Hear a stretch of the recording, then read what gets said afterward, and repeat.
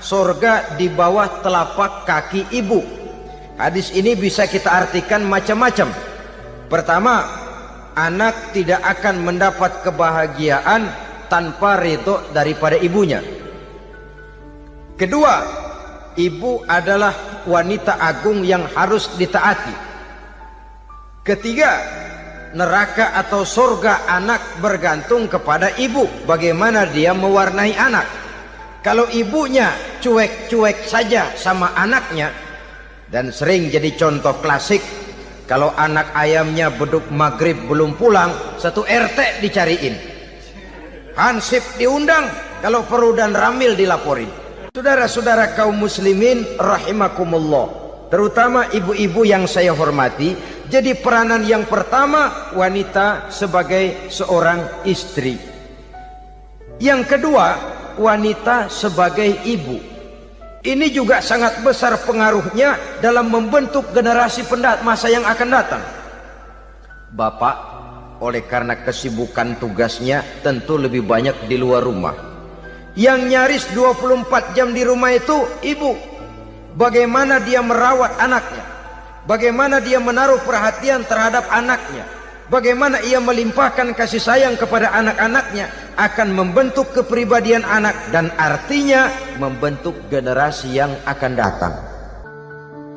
Assalamualaikum warahmatullahi wabarakatuh. Ala alihi wa sahbihi ajma'in, amma ba'du.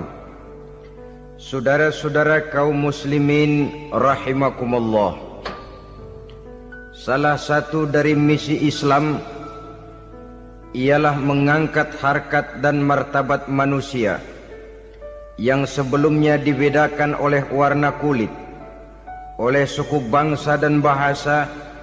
Seluruhnya diikat dengan satu akidah, menghilangkan perbedaan akibat warna kulit, suku bangsa dan bahasa. Termasuk dalam upaya itu betapa Islam telah mengangkat harkat dan martabat kaum wanita. Maka pada pertemuan kali ini kita akan membicarakan tentang peranan wanita sepanjang pandangan agama. Sebelum Islam datang, nasib perempuan nyaris hanya berputar di segitiga saja. Dapur, sumur, kasur. Kasur, sumur, dapur. Seolah-olah wanita terpaut dengan 3 itu tadi. Seolah-olah wanita tidak bisa berbuat lebih banyak daripada itu. Bahkan di tengah masyarakat jahiliyah, bayi perempuan mendatangkan aib sehingga mereka lalu dikubur hidup-hidup. Maka datang Islam dengan tegas mencanangkan satu revolusi yang mengangkat harkat dan martabat kaum wanita.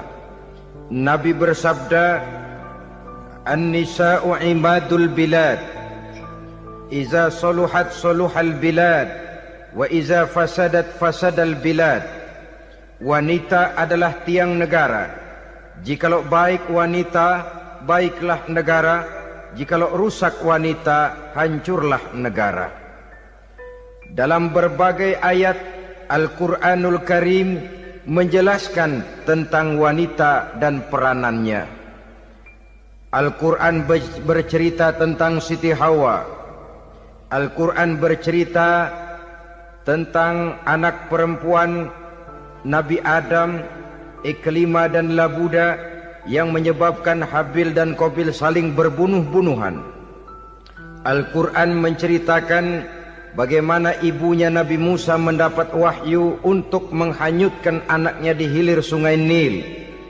Al-Quran bercerita tentang Siti Maryam, ibu daripada Nabi Isa. Al-Quran bercerita tentang 2 putri Nabi Yusuf, yang akhirnya salah satunya menjadi istri daripada Nabi Musa.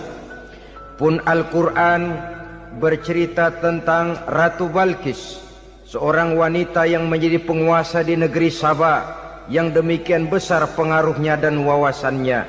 Dan banyak lagi Al-Quran menceritakan keadaan kaum wanita, sampai-sampai dalam Al-Quran ada satu surah yang dinamakan surah An-Nisa.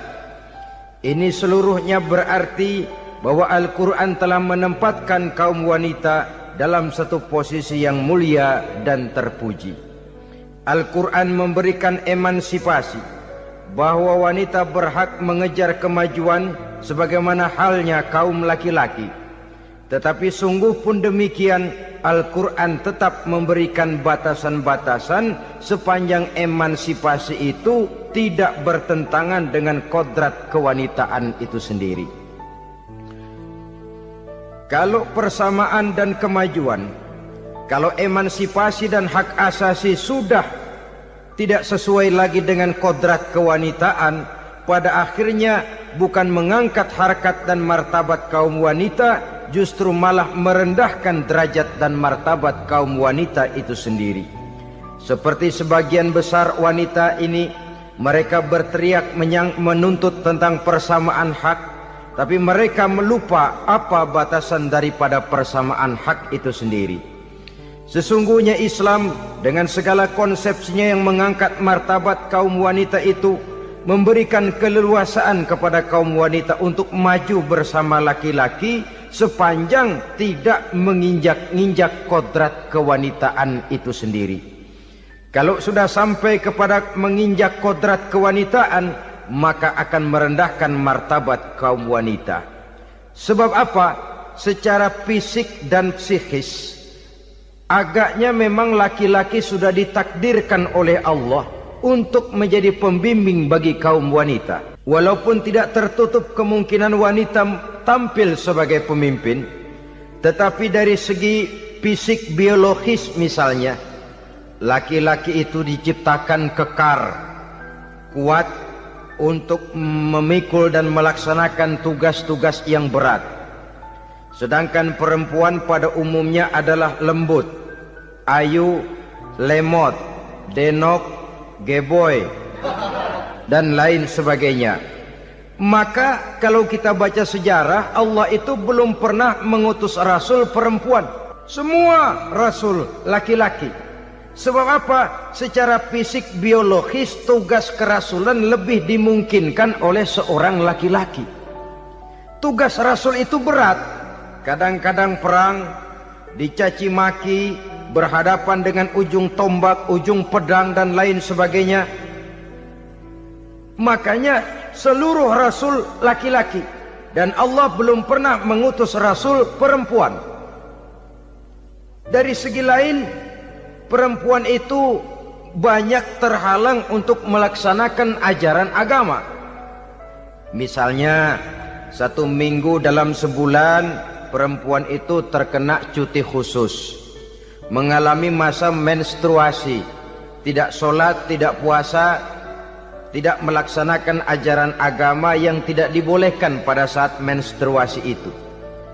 Kalau ada rasul perempuan, lalu saat malaikat akan menyampaikan wahyu, kebetulan rasulnya sedang wah, itu bisa balik-balik lagi malaikat Jibril ke langit itu. Mau turun nyampein wahyu, balik lagi ke atas, ditegur, kenapa balik lagi Jibril? Rasulnya lagi head.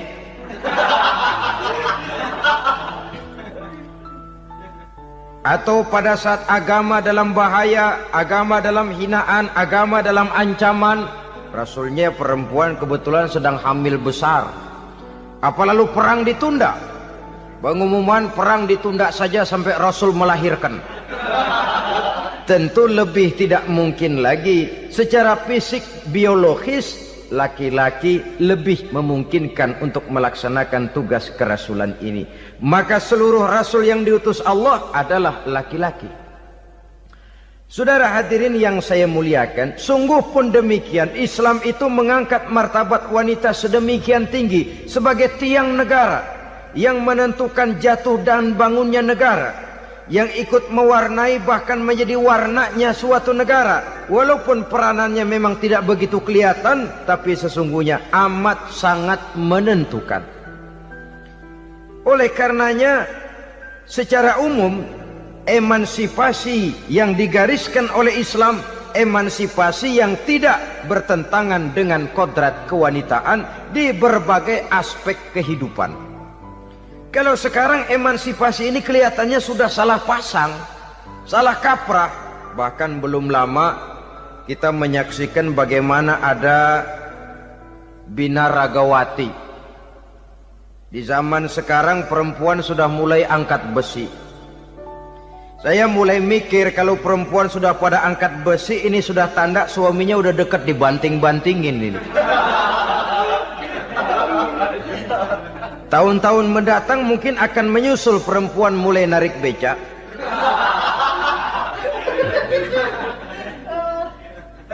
Nampaknya kan sudah tidak lagi mengindahkan kodratnya sebagai wanita. Ada olahraga yang hanya pantas dikerjakan oleh laki-laki. Oleh karena itu pada kesempatan ini kita akan mencoba melihat peranan wanita dari berbagai dimensinya. Yang pertama, peranan wanita sebagai istri. Adalah Rasul memilih istri pertamanya Sayyidatuna Khadijah radhiyallahu anha. Kalau pilihan utama beliau pertama kali nikah dengan Siti Khadijah, jelas itu pilihannya bukan karena kecantikan. Kenapa? Beliau nikahi Siti Khadijah dalam usia 40 tahun Khadijah dan 25 tahun Rasul. Statusnya janda pula. Kalau beliau seorang pemburu kembang, pemburu bunga, kenapa mesti nikah dengan janda berumur 40 tahun? Sedangkan beliau waktu itu masih berumur 25 tahun. Apa sasaran utamanya? Bisa kita lihat nanti. Setelah beliau diangkat menjadi Rasul, ternyata Khadijah lebih daripada seorang istri, beliau masuk ke dalam staf Nabi. Orang lain beliau belum beriman, beliau malah beriman lebih dahulu sebagai perempuan pertama yang masuk Islam. Orang lain memusuhi Nabi, beliau malah mengorbankan hartanya untuk membantu perjuangan Nabi. Istri setia semacam ini dengan peranannya sebagai istri yang sedemikian rupa memberikan andil yang sangat besar bagi kesuksesan dan keberhasilan seorang suami. Sebaliknya, seorang istri bisa mempengaruhi suaminya. Seorang suami yang jujur, polos, lugu, sederhana bisa jadi koruptor ulung kalau didorong-dorong oleh istrinya. Seorang istri Pak Lurah memang tidak ikut mengatur kelurahan, tapi dia bisa mewarnai suaminya. Seorang istri gubernur memang tidak ikut mengatur provinsi, tapi dia bisa mewarnai suaminya. Sepanjang warnanya positif, tentu sangat baik dan sangat diharapkan. Tetapi kalau warnanya negatif, kiamatlah akibatnya umat ini. Oleh sebab itu, peran pertama dari kaum wanita sesungguhnya adalah sebagai istri yang mendampingi suami untuk mengolah dan melaksanakan tugas-tugas besar. Dari seorang yang paling kecil sampai kepada seorang yang punya jabatan paling tinggi sekalipun, pengaruh dan peranan istri memang sangat menentukan.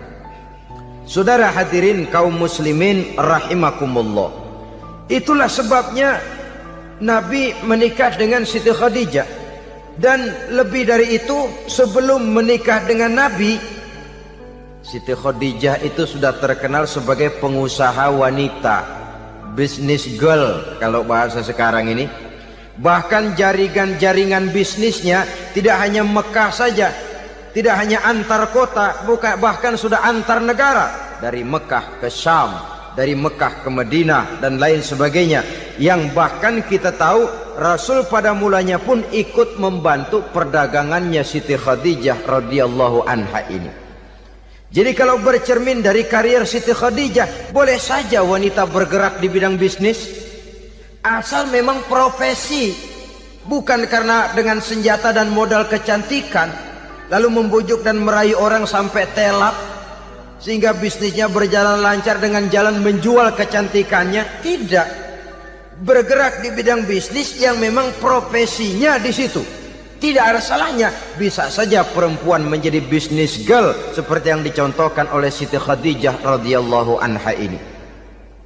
Sebab itu kontes-kontesan yang hanya bertitik kepada rupa yang ayu saja, rupa yang cantik saja, sesungguhnya bukan hanya tidak bermanfaat, tapi saya pikir juga sangat tidak mendidik. Yang mengajar anak-anak remaja putri kita untuk berlomba-lomba hidup dalam kepalsuan.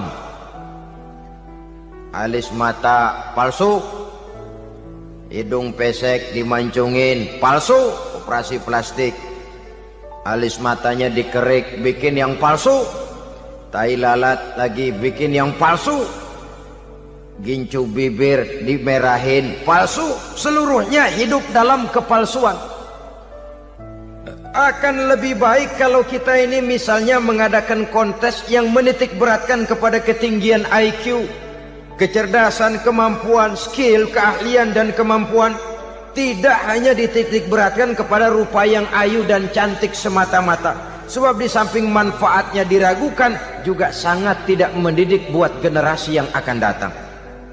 Terutama ibu-ibu, peran utama wanita sesungguhnya adalah sebagai istri mendampingi suami dalam melaksanakan tugas-tugas besar. Satu hari serombongan ibu-ibu pernah datang menghadap Rasul mengajukan satu resolusi, protes kalau bahasa kita sekarang. Ya Rasul, ada apa bu? Kalau laki-laki sih enak. Enak bagaimana? Iya, kalau orang laki-laki sholat, perempuan sholat. Laki-laki puasa, perempuan puasa. Laki-laki pergi haji, perempuan pergi haji. Laki-laki menuntut ilmu, perempuan bisa menuntut ilmu. Tapi kalau laki-laki pergi jihad, perang membela agama, kami perempuan tidak bisa ikut jihad perang di medan pertempuran.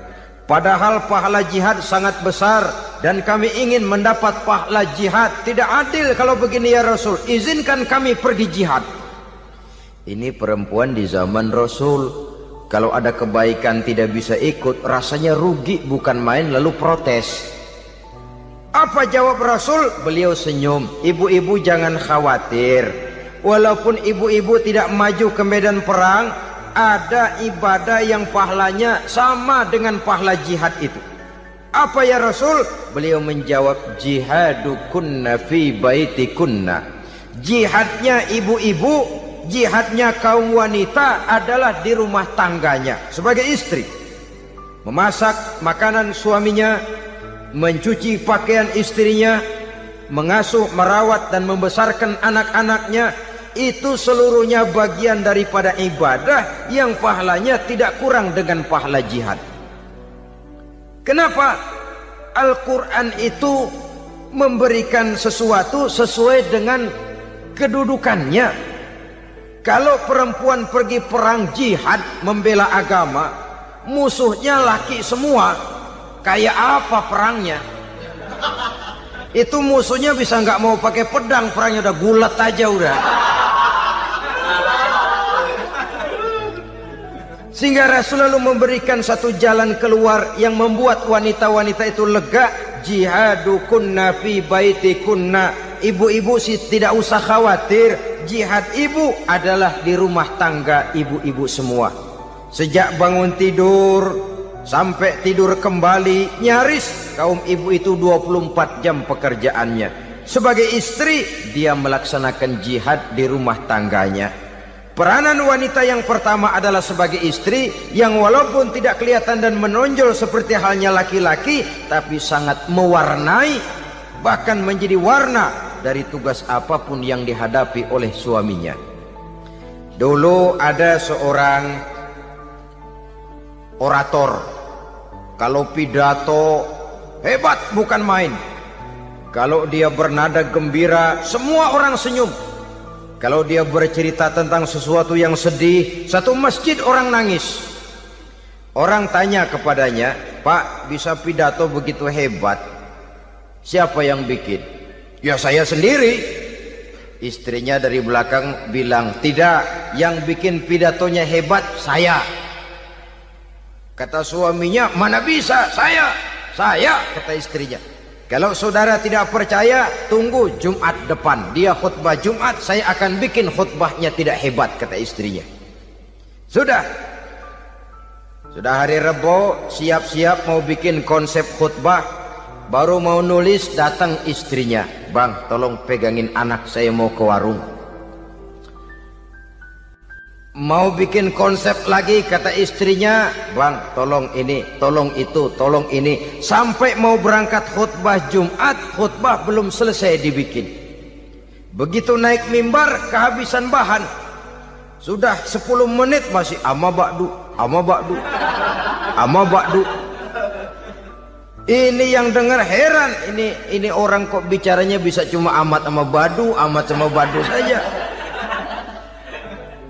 Di situ kelihatan saudara-saudara betapa peran serta istri yang walaupun tidak kelihatan oleh pandangan mata yang zahir, tapi teramat sangat menentukan.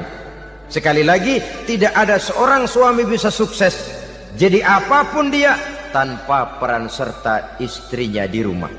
Tidak ada kemajuan yang bisa diperoleh kalau tidak karena peran serta istrinya di rumah.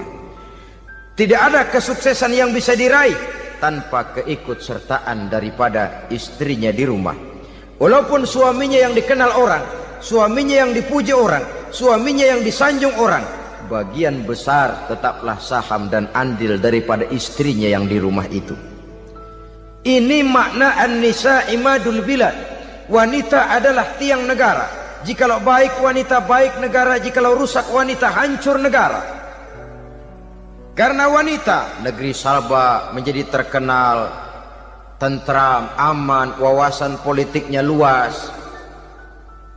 Seorang semacam Cleopatra bisa menaklukkan Julius Caesar. Dan begitu selanjutnya. Banyak cerita-cerita betapa wanita yang berperan di belakang layar ini bahkan bisa menggoyangkan negara. Bahkan yang paling dekat saja contoh dengan kita, Senator Gary Hart. Saudara masih dengar tentu itu. Betapa harus terpaksa mengundurkan diri dari pencalonan presiden Amerika karena kasusnya dengan Donna Rice itu, dengan hostess itu. Betapa di sini seorang perempuan atau seorang wanita sanggup membongkar seseorang yang punya masa depan ceria untuk menuju kursi kepresidenan dari suatu negara adidaya seperti Amerika, bisa gagal berantakan karena skandalnya itu. Apa penyebabnya? Wanita. Tapi wanita juga bisa menyebabkan menjadi cambuk majunya laki-laki. Wanita juga bisa menghancurkan dan mengubur laki-laki.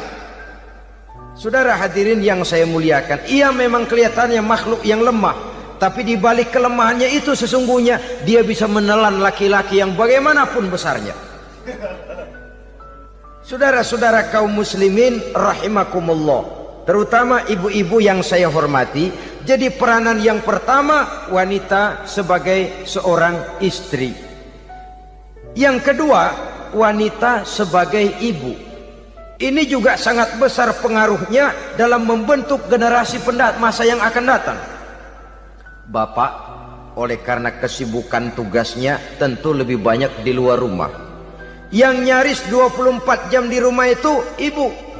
Bagaimana dia merawat anaknya, bagaimana dia menaruh perhatian terhadap anaknya, bagaimana ia melimpahkan kasih sayang kepada anak-anaknya, akan membentuk kepribadian anak dan artinya membentuk generasi yang akan datang.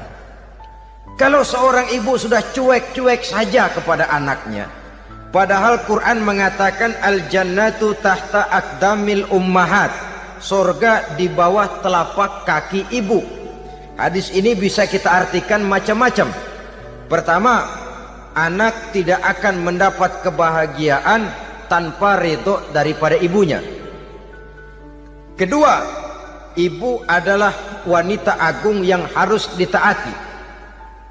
Ketiga, neraka atau surga anak bergantung kepada ibu, bagaimana dia mewarnai anak.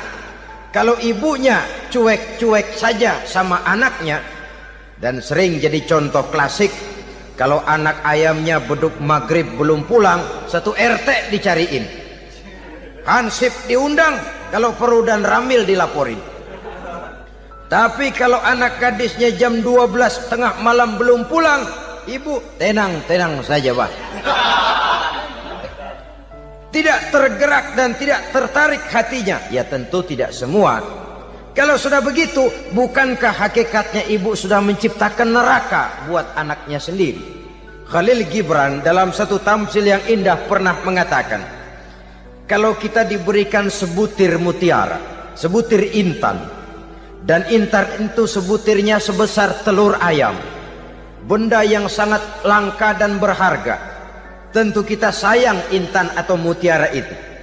Kita jaga baik-baik, kita simpan dalam kotak, kotaknya kita kunci, kotak itu kita simpan di dalam lemari, lemarinya kita kunci lagi, lemarinya ada di dalam kamar, kamarnya pakai pintu, pintunya kita kunci lagi, kamar itu ada dalam rumah, rumahnya pakai pintu, dikunci lagi, kemudian rumahnya pakai pintu gerbang besar, gerbangnya juga digembok lagi. Untuk menjaga intan itu jangan sampai hilang, begitu usaha kita berlapis-lapis.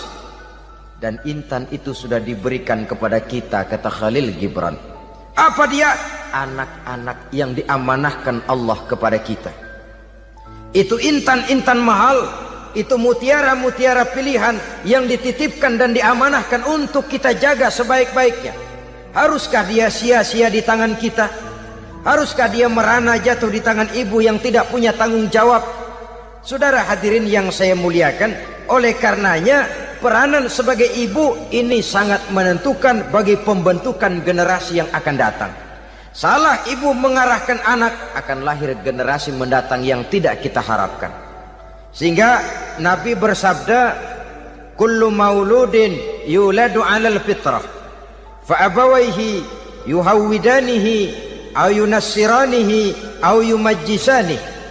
Setiap bayi dilahirkan dalam keadaan suci, setiap bayi dilahirkan dalam keadaan bersih, tidak punya dosa.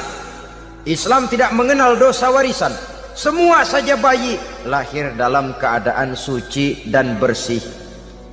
Kalau demikian lalu bagaimana? Kata Nabi, ibu bapaknya lah yang kelak akan menjadikan anak itu sebagai Yahudi, yang kelak menjadikan itu anak itu sebagai Nasrani, atau menjadikan anak itu sebagai Majusi. Ibu bapaknya yang mewarnai anak. Ibaratnya anak itu kertas putih, mau ditulis tinta hijau warnanya hijau, mau ditulis tinta merah warnanya merah, mau ditulis tinta hitam pun warnanya hitam. Oleh karena itu pembentukan anak yang soleh secara mental sesungguhnya sudah diwarnai oleh kebiasaan ibu bapak dalam pergaulan di rumah tangganya secara mental. Sehingga dengan demikian saudara-saudara, salah kaprah ibu dalam mengarahkan anak-anaknya akan melahirkan generasi penerus yang sungguh-sungguh tidak kita harapkan, dan pada gilirannya akan membahayakan perkembangan bangsa dan negara, membahayakan kita sebagai suatu umat. Apalagi sekarang ini masih banyak orang-orang muslim, orang-orang tua muslim yang kadang-kadang menyekolahkan anaknya di sekolah yang membahayakan akidahnya, mematikan imannya, menghancurkan tauhidnya. Pokoknya asal bonafid keluar sekolah ada jaminan lapangan kerja, perkara anak mau kafir mau murtad bukan urusan. Alangkah ironi dan sangat menyedihkan. Saudara-saudara yang saya hormati, jadi dari segi kaum wanita peranan ibu sangat besar. Dari segi anak, ketaatan kepada ibu, doa restu ibu akan membawa kepada kebahagiaan hidup. Doa ibu mustajabah, kutukan ibu manjur. Beberapa hikayat dan riwayat menjadi contoh dan tamsil buat kita betapa tidak ada satu kebahagiaan di dunia ini yang bisa ditegakkan tanpa doa restu daripada ibu. Pantas kalau dalam Al-Quran ada Ummul Kitab, ibunya atau induknya kitab. Tiap negara punya ibu kota, bapak kota tidak ada. Lalu lagi wawasan Nusantara disebut Ibu Pertiwi, Bapak Pertiwi kemana tahu. Saudara hadirin yang saya muliakan, lalu dalam peringatan hari-hari besar nasional ada yang namanya Hari Ibu. Hari Bapak nggak pernah diperingati. Ada Hari Ibu, dan ibu itu pun ada Ibu Kartini, ada Ibu Dewi Sartika, dan macam-macam lagi yang seluruhnya merupakan refleksi dan gambaran betapa peranan kaum wanita di dalam kehidupan ini yang memang banyak mewarnai dan menjadi warna dari suatu kegiatan. Saudara-saudara kaum muslimin rahimakumullah, apabila yang pertama tadi kita melihat peranan kaum wanita sebagai istri, betapa ia berpengaruh besar dalam ikut menunjang keberhasilan dan kesuksesan suaminya.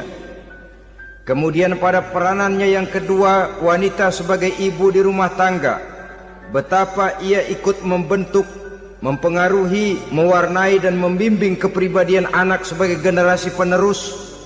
Maka pada peranan yang ketiga ini kita akan melihat wanita sebagai social agent, sebagai penggerak kegiatan sosial di berbagai bidang kehidupan. Apakah itu bernama majelis taklim, apakah itu bernama perkumpulan dan yayasan-yayasan kemanusiaan, organisasi-organisasi yang bergerak di bidang pendidikan. Bahkan di zaman sekarang bukan hanya menjadi penggerak sosial, bahkan sudah banyak kaum wanita yang menggerakkan satu bangsa. Dunia mengenal Margaret Thatcher, dunia mengenal Indira Gandhi, dunia mengenal Bandara Naike, dunia mengenal Corazon Aquino, dunia mengenal Golda Meir dulu itu dari Israel. Dunia mengenal Imelda Marcos yang ambisius, tapi yang kemudian melangkah kepada jalan yang negatif dari tujuan semula. Ini bukan hanya sekedar social agent, tapi bahkan sudah mengarah kepada menggerakkan dan mewarnai suatu bangsa. Islam membuka pintu ke arah itu. Wanita duduk dan berfungsi sebagai social agent, mengurus berbagai macam perkumpulan yang bertujuan kepada kebajikan, menyantuni yatim piatu, memelihara kesehatan, menyayangi binatang, memelihara kelestarian lingkungan dan lain sebagainya. Islam membukakan pintu sepanjang peranan sebagai istri dan sebagai ibu tidak diabaikan. Ini sebab yang utama, salah seorang perempuan, kaum wanita, kalau terlalu aktif berorganisasi, terlalu aktif bermasyarakat, terlalu aktif dalam berbagai macam perkumpulan, lalu melupakan tugas utamanya sebagai istri dari suaminya, sebagai ibu dari anak-anaknya. Ibu asik rapat sana, rapat sini. Anak tidak pernah diajak rapat, akhirnya si anak bikin perkumpulan sendiri, rapat menurut versi mereka. Sehingga akibatnya yang timbul anak merasa kurang diperhatikan oleh ibunya. Ngaji bagus, tapi kalau sepanjang hari ngaji saja, suami pulang mau makan tidak ada makanan, mau berganti pakaian belum lagi ditriska pakaiannya, tentu ini melupakan fungsi yang utama. Kegiatan sosial, kegiatan di organisasi adalah jadwal kegiatan setelah fungsi sebagai istri dari suami, sebagai ibu dari anak-anak dilaksanakan dengan sebaik-baiknya. Bukan tidak baik ngaji, kalau dari ngaji ke ngaji saja. Bangun tidur ngaji, jam 7 ngaji, berangkat jam 11. Sholat zuhur berangkat ngaji lagi, pulang sore, malam ngaji lagi. Suami tidak terurus, anak-anak pun terbengkalai, rusaklah rumah tangga. Dan bukankah satu bangsa terdiri dari satu tatanan masyarakat, dan tatanan masyarakat yang paling kecil bernama keluarga. Keluarga merupakan unit dari masyarakat, unit yang terkecil, dan keluarga terdiri dari pribadi-pribadi yang merupakan bapak, ibu, dan anak-anak. Sehingga masyarakat bangsa yang baik terdiri dari masyarakat yang baik. Masyarakat yang baik tersusun dari keluarga-keluarga yang baik, dan keluarga yang baik akan muncul dari pribadi dan individu yang baik. Pribadi dan individu yang baik yang sadar mana kewajiban yang primer, mana kewajiban yang sekunder. Sebagai social agent, dia lalu mawas diri dengan tetap mempertimbangkan kodrat kewanitaannya itu tadi. Saya ikut prihatin kalau ada perempuan main sepak bola. Dan saya yakin betul kalau perempuan main sepak bola, yang nonton pasti bukan nonton bola. Ya mungkin bola juga, tapi bola yang mana? Itu wallahu a'lam. Ya dicari olahraga yang sesuai dengan kodrat kewanitaan begitu. Dicarilah olahraga yang sesuai dengan kodrat kewanitaan. Sepak bola sudah maju, ya belakangan saya katakan tadi muncul lagi wanita angkat besi. Belakangan bisa kita bayangkan wanita main tinju. Babak belur sudah kalau sudah begitu. Kemajuan dengan melupakan kodrat kewanitaan akan menyengsarakan kaum wanita itu sendiri. Silahkan maju menjadi social agent, menjadi penggerak di masyarakat. Para istri Rasul bisa kita jadikan satu figur. Siti Khadijah, figur sebagai istri pendamping yang setia. Dikala suaminya bingung, ia tampil memberikan pandangan. Dikala suaminya bingung, ia memberikan tanggapan. Dikala suaminya dimusuhi orang, ia menampakkan kesetiaannya. Kau tidak sendiri bang, aku di sisimu. Dikala jiwanya gelisah ketika pertama kali menerima wahyu berhadapan dengan malaikat Jibril, Khadijah yang menghibur. Kalla ma yukhzikallahu abada. Tidak apa-apa bang, Allah tidak akan menyusahkan kau untuk selamanya. Tenang sajalah, tenang. Abang orang baik-baik, Allah tidak akan menyengsarakan abang. Peran sebagai istri. Dan Rasul mantap. Sehingga bertahun setelah Khadijah wafat, selalu terkenang dan dikenang oleh Rasul.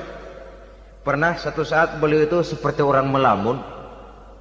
Aisyah tanya, kok seperti ngelamun bang? Iya kata Rasul, saya seperti mendengar suara terompahnya Khadijah di surga. Padahal Khadijah sudah lama wafat. Aisyah mendengar itu rada sedikit manyun. Kata Aisyah, bang cukup sekali ini saja, jangan sebut-sebut lagi nama itu ya. Cemburu rupanya. Ya soal cemburu sih nggak bini Nabi, nggak bini kita, namanya cemburu. Perempuan mesti ada. Apa jawab Rasul? Ya Humairah, Aisyah, haruskah saya melupakan seseorang yang dikala orang lain memusuhi saya, dia mati-matian membela saya. Dikala orang lain mau membunuh saya, dikorbankan hartanya untuk membantu perjuangan saya. Mestikah saya melupakan orang yang begitu baik? Tidak Aisyah. Sepanjang nafas masih ada, sepanjang itu saya tidak akan bisa melupakan Khadijah sayang. Peran sebagai istri Khadijah ini, peran sebagai istri. Suaminya bingung, istrinya memberikan hiburan. Kadang kan tidak, suami bingung, istri bingungan lagi. Ya sudah, mari ramai-ramai kita bingung sudah. Bukan mencari jalan keluar, yang sudah bingung malah ditambahin bingung lagi. Saudara hadirin yang saya hormati, lalu figur Siti Aisyah, muda, cantik, kreatif, cerdas. Kalau bahasa sekarang barangkali wanita karier ini.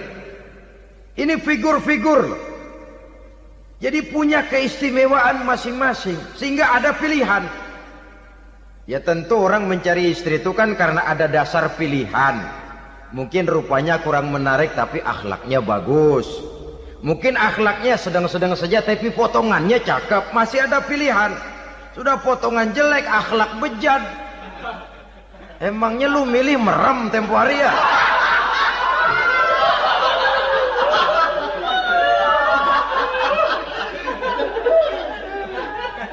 Sudah nggak ada pilihan apa-apa.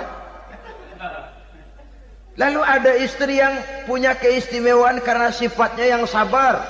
Ada yang wataknya itu pemurah. Ada yang sifatnya itu belas kasih. Pendeknya dari istri-istri Rasul kita bisa menemukan figur-figur wanita teladan. Sehingga keliru kalau kaum orientalis barat mengatakan Rasulullah itu katanya sesungguhnya adalah seorang seks mania. Istrinya banyak. Oh ini memang bajingan ini orientalis ini. Kalau Rasulullah itu seorang seks maniak, tentu yang dinikahinya itu pertama jelas gadis semua, yang kedua tentu cantik-cantik semua. Dari istri-istri beliau yang dikawininya dalam keadaan gadis cuma Siti Aisyah. Selebihnya janda. Apa pertimbangannya? Menyantuni yatim-yatimnya, mengayomi janda-janda yang ditinggal suaminya gugur di medan perang, untuk memperkuat keimanannya. Itu pilihan utama Rasul.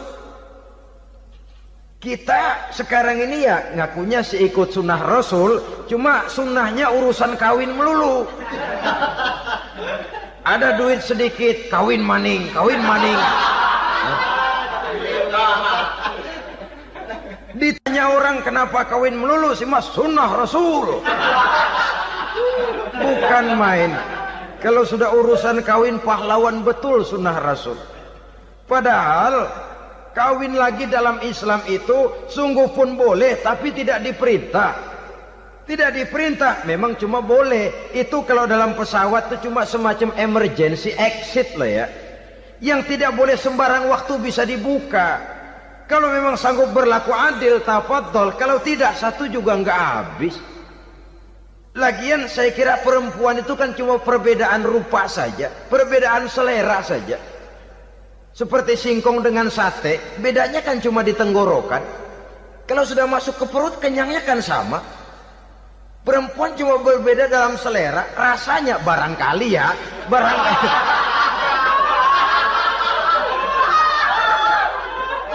Barangkali tidak jauh beda. Saudara hadirinlah, Islam ini mengatur lewat pintu yang dinamakan nikah itu tadi, sehingga dengan demikian bisa dinikmati secara tenang, tentram. Tidak usah manusia ya, kucing saja. Coba lihat kucing. Kalau ikan dia boleh nyolong, kucing itu boleh curi, makannya nggak tenang kucing. Coba lihat ini. Asal dia nyolong ikan, makannya juga mindik-mindik. Matanya nengok kiri, nengok kanan. Ada sedikit gerusak, kabur. Secara nalurinya kucing tahu kalau ini ikan curian, makannya nggak tenang dia. Tapi kalau ikan kita kasih, kucing anteng, geledek juga nyamber, manteng aja dia. Nalurinya mengatakan ini ikan dikasih sama yang punya, tenang dia. Saudara hadirin yang saya hormati, orang juga gitu. Kalau hubungan suami istrinya sudah sah, diikat dengan akad nikah, tenang, anteng, nggak gerasak gerusuk, nggak kayak diubur-ubur maling. Anteng aja, dan yang ngintip juga buat cuek aja udah. Biarin aja dia ngintip, capek sendirilah.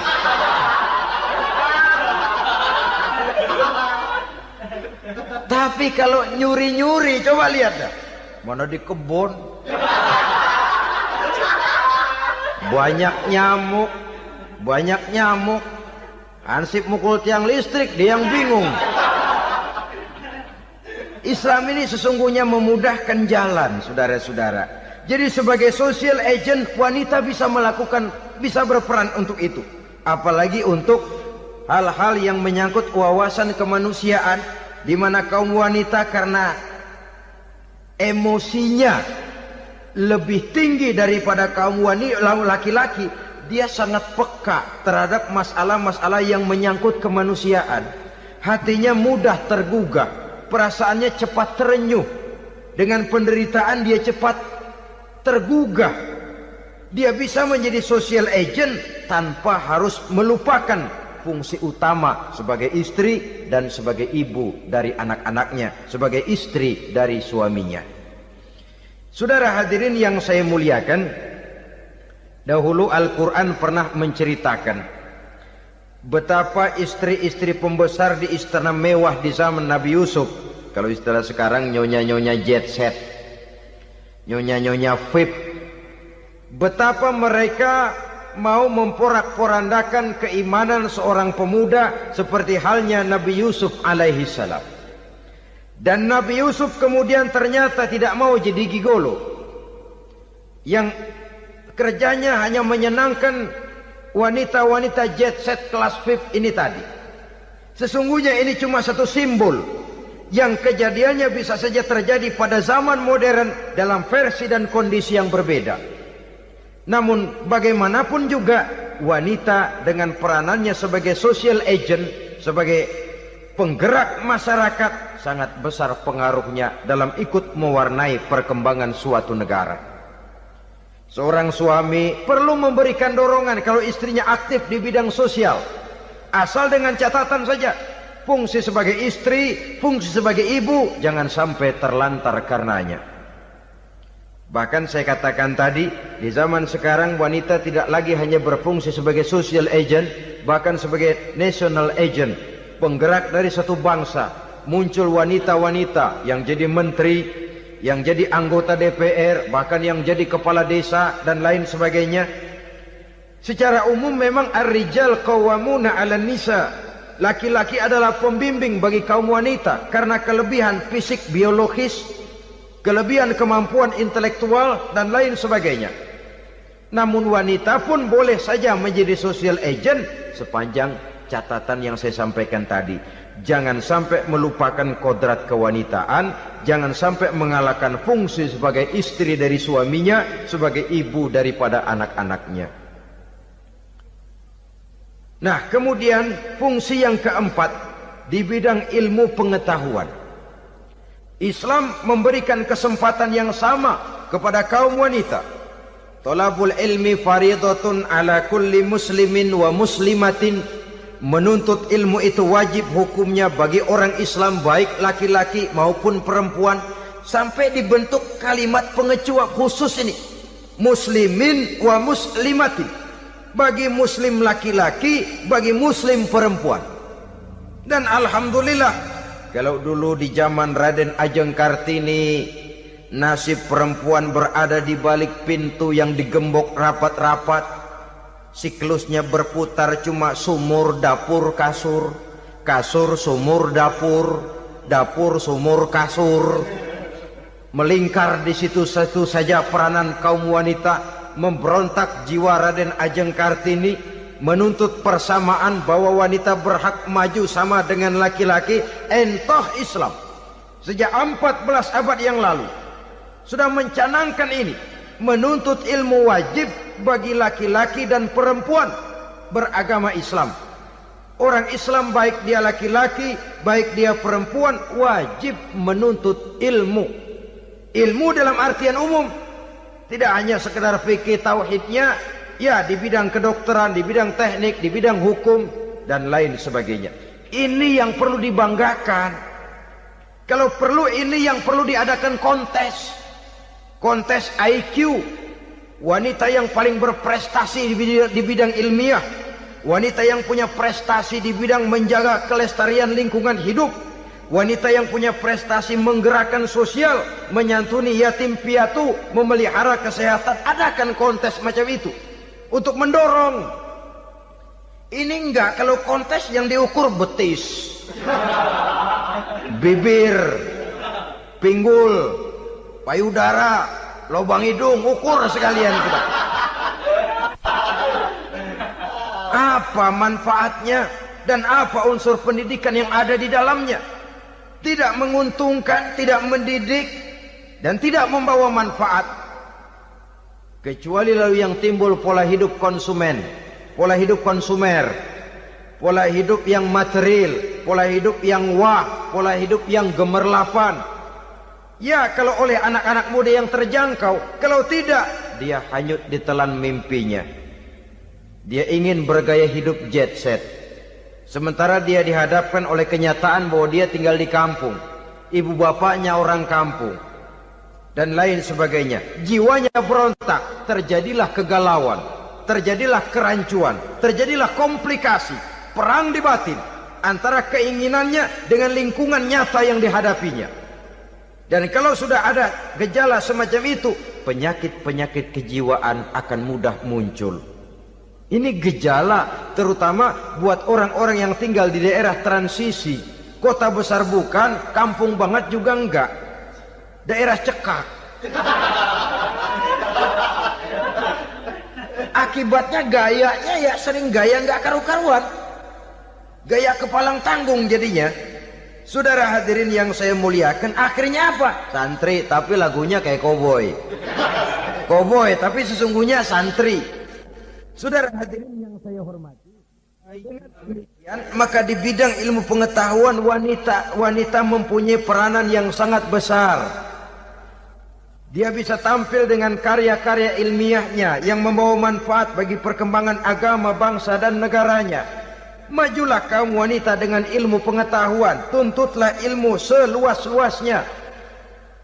Kita hidup di satu negara yang merdeka, kita beragama yang memberikan satu keyakinan bahwa menuntut ilmu merupakan kewajiban, bahwa peranan wanita tidak hanya di belakang dapur, lain sebagainya yang seluruhnya terpantul dari dinamika kehidupan kaum wanita. Saudara-saudara kaum muslimin rahimakumullah. Kemudian yang kelima, peranan wanita dalam bidang agama. Kita bersyukur sekarang ini gejalanya dimanapun pengajian, biasanya lebih ramai pengajian ibu-ibu dari bapak-bapak. Peringatan hari-hari besar keagamaan, biasanya lebih ramai ibu-ibu daripada bapak-bapak. Pengajian, ibu lebih ramai. Padahal kalau bicara sibuk, lebih sibuk ibu daripada bapak misalnya.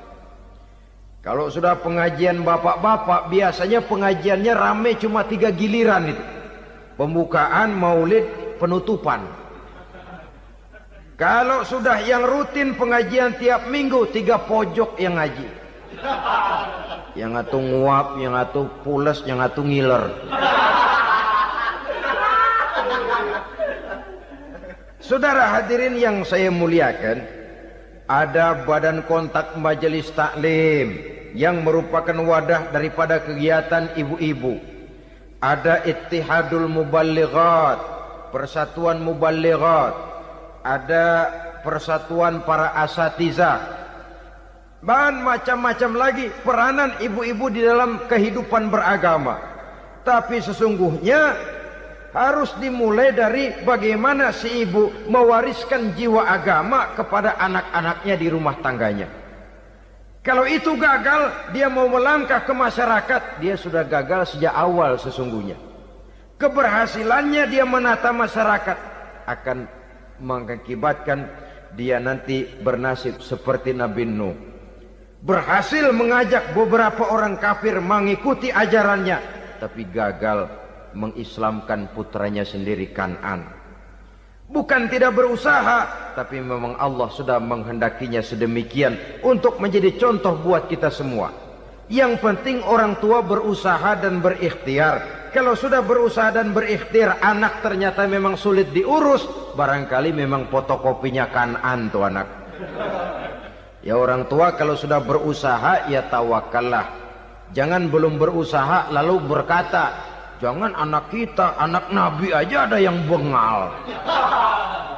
Ngajar tidak mau, mengajar anak tidak mau, mendidik anak tidak mau, lalu mencontoh Nabi, salah kaprah namanya. Kaum wanita bisa berperan di dalam agama. Ketika Rasul hijrah, itu kan beliau tidak langsung ke Madinah. Dari Mekah itu beliau mengambil jalan arah ke kiri menuju Gua Sur. Ini dalam strategi militer punya makna sendiri. Jenderal yang ulung, ahli strategi militer ini. Di Gua Sur sana beliau tinggal 2 hari 3 malam. Siapa yang membawa makanan ke Gua Sur? Siapa yang menjadi kurir untuk mengintai kegiatan-kegiatan Quraisy setelah Nabi berangkat hijrah? Asma, putri Abu Bakar Siddiq radhiyallahu anhu. Jadi kurir, jadi spion, membawa makanan untuk Rasul dan ayahnya di Gua Sur. Ini peranan wanita. Di tengah bahaya, di tengah keadaan posisi terjepit, Rasul di dalam gua, diamatinya keadaan Quraisy, dilaporkannya kepada Rasul.